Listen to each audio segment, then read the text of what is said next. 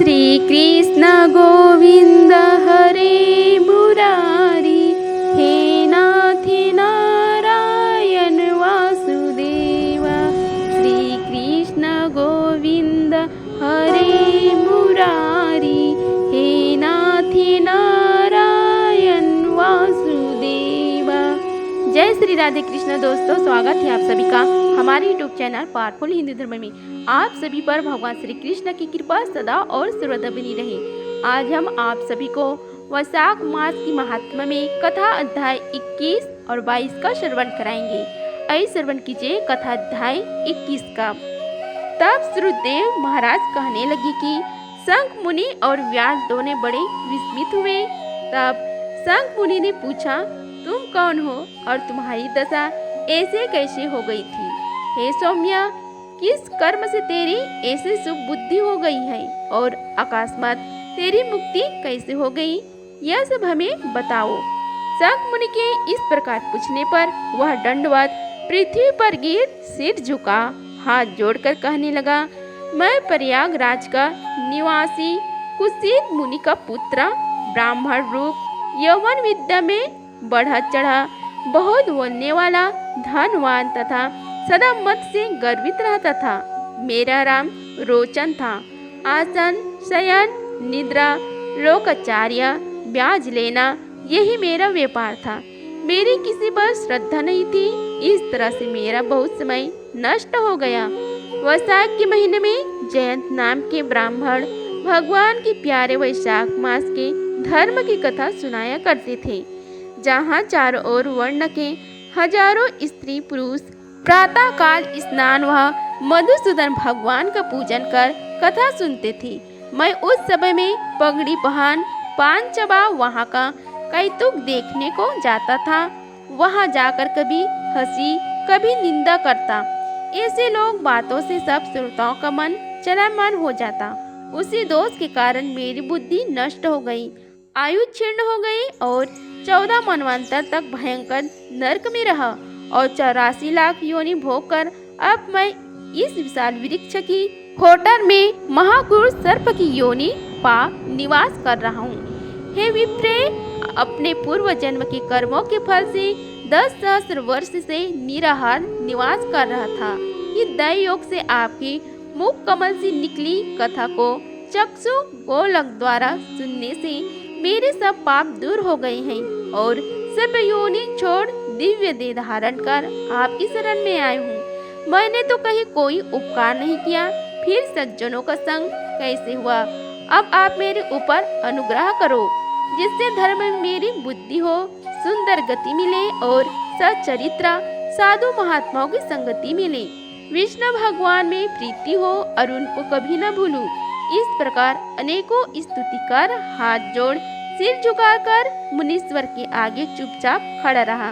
शंख मुनि ने प्रेम में भर उसको दोनों हाथों से उठाया और उस पर अनुग्रह कर भाव वृत्तांत कहने लगा। हे द्विज, वैशाख मास और विष्णु भगवान का महात्म्य श्रवण करने से तेरी सब पाप नष्ट हो गए हैं। तू कर्म से अतिवाहक लोगों को जाकर फिर दशार्ण देश में ब्राह्मण के घर जन्म लेगा और वेद शर्मा नाम से प्रसिद्ध होकर सब विद्याओं में विशारद होगा। प्रत्येक जन्म में तेरी अत्यंत जाति स्मृति होगी।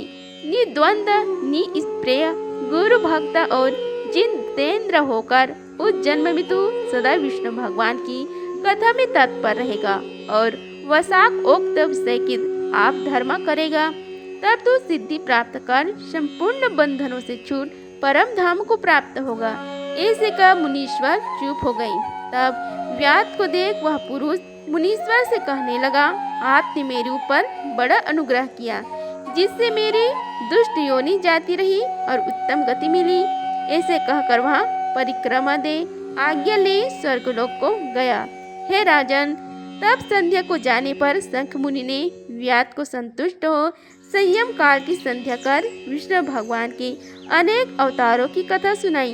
रात्रि के शेष भाग को व्यतीत कर ब्रह्म मुहूर्त में नित्य कर्मों से निश्चित हो प्रसन्न मन से व्यास को बुला उसके सिर पर प्रोक्षण कर राम ये 2 अक्षर का मंत्र जाप करने और मरण पर्यंत इन्हीं धर्मों को करने का उपदेश दिया और कहा कि इससे तेरा जन्म वाल्मीकि ऋषि के कुल में होगा और तू वाल्मीकि नाम से इस लोक में प्रसिद्ध होगा। व्यास को इस प्रकार समझा बुझाकर शंख मुनि दक्षिण दिशा की ओर चले गए। व्यास भी थोड़ी दूर तक जब तक नेत्र से ओझल न हुए उनके पीछे गया और शंख मुनि को देखता रहा। फिर हृदय में उन्हीं का ध्यान करता हुआ वशाकोक्त धर्मों का करता हुआ व्यास का जन्म पूर्ण कर वाल्मीकि ऋषि के घर में जन्म लिया। एक सरोवर के किनारे त्रिणु नाम की मुनि दुस्तर तप करते थे, जिनके शरीर पर बहुत काल में सर्प की बांबी बन गई थी। इसी हेतु से उन्हें वाल्मीकि ऋषि भी कहने लगे। फिर तप के अंत में जब किरणु ऋषि के कानों में स्त्रियों के प्रिय शब्द सुनाई देने लगे तो उनका चित्त चलामयान होने लगा और एक भील जाति की स्त्री को ला वाल्मीकि नाम का पुत्र उत्पन्न किया। हे राजन, वह वाल्मीकि संसार में बड़े यशस्वी और विख्यात हुए। उन्होंने सर्वकर्म बंधनों को काटने वाली मनोहर छंद में राम कथा रचकर प्रसिद्धि प्राप्त की। श्रुतदेव जी बोले कि इसी प्रकार वैशाख मास में व्यास के सिर पर जूता दान करने से दुर्लभ ऋषि तत्व प्राप्त हुआ। जो कोई इस रोमांचक उत्पाद इस पाप नाशक आख्यान को सुनेगा तथा औरों को सुनाएगा, उसे मोक्ष प्राप्त होकर उसका जन्म संसार में फिर कभी नहीं होगा। इस प्रकार वैशाख मास में कथा अध्याय 21 का समाप्त हुआ। बोलो श्री हरि भगवान विष्णु की जय। आइए श्रवण कीजिए कथा अध्याय 22 का। मैथिल बोले कि इस वैशाख की कौन कौन सी तिथियां अत्यंत पूर्ण कारक हैं और क्या क्या दान विशेष रूप से उत्तम है और संसार में इन्हें किसने प्रख्यात किया है, यह सब बताइए। यह सुन श्रुतदेव महाराज कहने लगे कि वैशाख में मेष के सूर्य की 30 तिथियां बड़ी उत्तम हैं, जिनमें दान करने से कोटि गुना फल होता है। एक एक तिथि में स्नान, दान, होम, पूजा आदि करने से तत्काल मुक्ति होती है। कथा सुनने से रोग अथवा दरिद्रता से पीड़ित दुख भी दूर हो जाते हैं। जो इन तिथियों को व्यर्थ व्यतीत करता है वह गौघाती, कृतज्ञ, मित्रघाती और आत्मघाती होता है। दरिद्री, धनवान, लंगड़े, अंधे, विधवा स्त्री, बालक आदि सबको यह वैशाखोक्त धर्म अत्यंत सुख साधन के योग्य है। चैत्र के महीने में जब मेष की संक्रांति हो उसी समय पापों को नाश करने वाली अमावस्या कोटि गया करने के फल देती है। यह एक पितृवेश्वरों के संबंध की पुरानी कथा चली आती है, जो हर्क और पितरों की है। जब पृथ्वी पर सविन्न मनवंतर का राज्य था, 30वें कलयुग के अंत में जब संपूर्ण धर्म नष्ट हो गए, उस समय अनर्थ देश में धर्मवर्ण नाम का कोई ब्राह्मण हुआ। उसने उसी कलयुग के प्रथम पाद में मनुष्यों को पापों से युक्त और अपने अपने वर्ण धर्मों से हीन देखा। तब एक दिन वह मुनि महात्माओं के शस्त्र यज्ञ के दर्शन के निमित्त उसका क्षेत्र गया। वहाँ ऋषि मुनि लोग कलयुग की प्रशंसा कर रहे थे कि सतयुग में जो वर्ष भर में माधव भगवान प्रसन्न होते हैं, सो त्रेता में 1 मास में और द्वापर में एक ही पक्ष में होते हैं। उससे 10 गुणा पूर्ण कलयुग में विष्णु भगवान का स्मरण करने से होता है। केवल एक हरि नाम उच्चारण करना उचित है। जब यह प्रसंग हो रहा था तभी नारद मुनि खूब हंसने लगे और उन्मत्त की तरह नाचने लगे। निसंदेह यह कलयुग बड़ा पूर्ण रूप आया है। कैसे भगवान के क्लेश नाश करने वाले स्मरण मात्र से ही प्रसन्न होते हैं, परंतु कलयुग के आगमन में आप लोगों का यहाँ ठहरना उचित नहीं है। इस पाखंडमय भारत को छोड़कर सुखपूर्वक अन्यत्र जहाँ कहीं मन प्रसन्न हो विचरो। यह वचन सुन व्रतधारी मुनि यज्ञ समाप्त कर शीघ्र ही चले गई और धर्मवर्ण भी पृथ्वी त्यागने का विचार कर ब्रह्मचार्य व्रत में जटाधारी साधु की भांति कलयुग में अनाचारों को देखने गए। वहां जाकर क्या देखते हैं, संपूर्ण मनुष्य जाति घोर पाप में मग्न है। ब्राह्मण, शूद्र और सन्यासी पाखंडी हो गए हैं। पत्नी पति में, गुरु शिष्य में, सेवक स्वामी में, पिता पुत्र में परस्पर विरोध रहता है। ब्राह्मण शूद्र व्रत गौ बकरी के समान हो गए हैं। वेद कहानी मात्र हैं। सत्य कर्म धारण हो गए हैं। देवताओं की जगह भूत प्रेत आदि की पूजा होती है। अधम और नीच पूज्य हो गए हैं। इस कलयुग में भ्राता भगिनी से, पिता पुत्री से संगम करते हैं। साधु महात्माओं का अपमान होता है, पापियों का सत्कार होता है, इत्यादि घोर दुराचार हो रहा है। यह सब देखते घूमते वर्ण धर्म आश्चर्य युक्त हो पितृलोक को गया। वहाँ पितृगणों को बड़े भयंकर दुखों तथा अंधकूप में पड़े हुए त्राही त्राही करते देखा। जहाँ किसी प्रकार का सहारा नहीं है, उन्हें देख बहुत विस्मित हुआ और दयालु होकर बोला, तुम कौन हो? तुमने ऐसा कौन से घोर दुष्कर्म किए जिनसे तुम यहाँ पड़े हो? तुम किस गोत्र से उत्पन्न हुए हैं और तुम्हारा कैसा उद्धार होगा? यह सब तुम मेरे सामने कहो, तुम्हारा आज ही कल्याण हो जाएगा।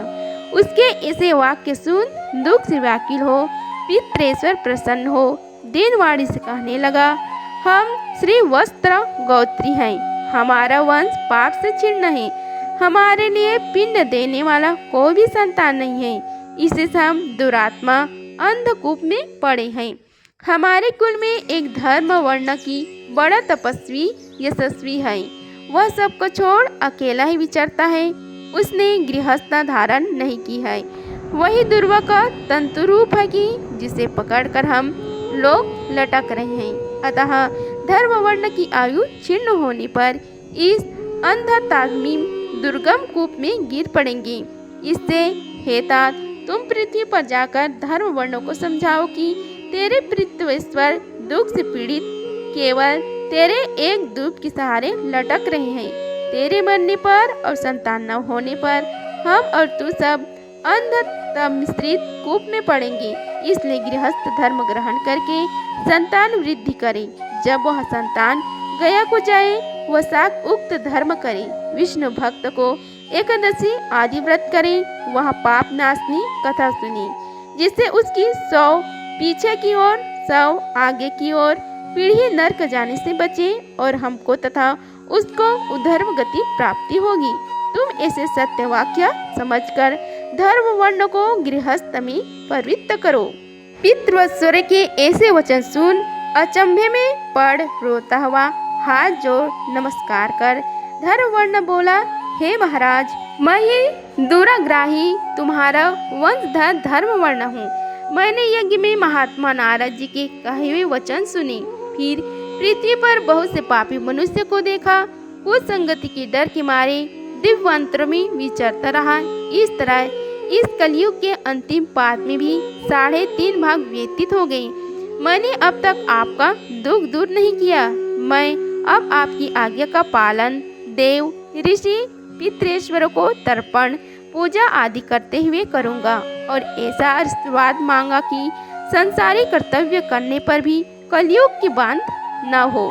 हे राजन, धर्मवर्ण की कहने पर पितृेश्वर बोले, हे पुत्र, तू गृहस्थ धर्म में प्रवृत्त हो।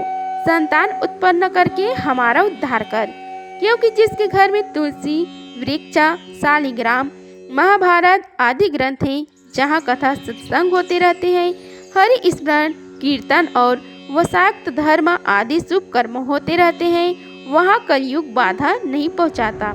हे पुत्र, इसलिए तू पापात्मा युग की चिंता मत कर, शीघ्र घर जा। इस माधव मास में सबके उपकार के लिए मेष की संक्रांति की 3 तिथियों में वशाक्त धर्म कर, जिससे करोड़ों गुने फल मिलते हैं। चैत्र की अमावस्या में पिंडदान श्रद्धा आदि कर, जल से भरा घड़ा जिसमें कपूर और अगर की वासना हो दान कर, और सबके उपहार के लिए गृहस्थी बनकर उत्तम संतान प्राप्त कर, पीछे मुनि की वृत्ति धारण कर, सुखपूर्वक दीपों में विचरना। पितृेश्वरों की ऐसे आज्ञा पा धर्म वर्ण शीघ्र ही पृथ्वी पर आया और चैत्र मास में मेष की संक्रांति के दिन प्रातःकाल स्नान कर देव ऋषि पितृेश्वरों का तर्पण कर जल का भरा घड़ा दे और पाप नाश करने वाला श्राद्ध करके अपने पितृवर्ग को ऐसे मुक्ति दी कि जिससे अवगमन छूट गया। फिर विवाह किया, जिससे सुंदर संतान हुई और संसार में इस पाप नाशनी तिथि को प्रख्यात कर स्वयं प्रसन्न हो गंधमादन पर गया। इसलिए यह मधुमास की अमावस्या भी शुभ है। इसके समान संसार में कोई तिथि न देखी है न सुनी है। इस प्रकार वैशाख मास में कथा अध्याय 22 का समाप्त हुआ। बोलो श्री हरि भगवान विष्णु की जय। अगर आप सभी को यह वीडियो अच्छी लगी होगी तो वीडियो को लाइक कीजिए, चैनल को सब्सक्राइब कीजिए और कमेंट बॉक्स में जय श्री हरि लिखिए। धन्यवाद। मिलते हैं अगले वीडियो में, तब तक के लिए जय श्री राधे कृष्णा।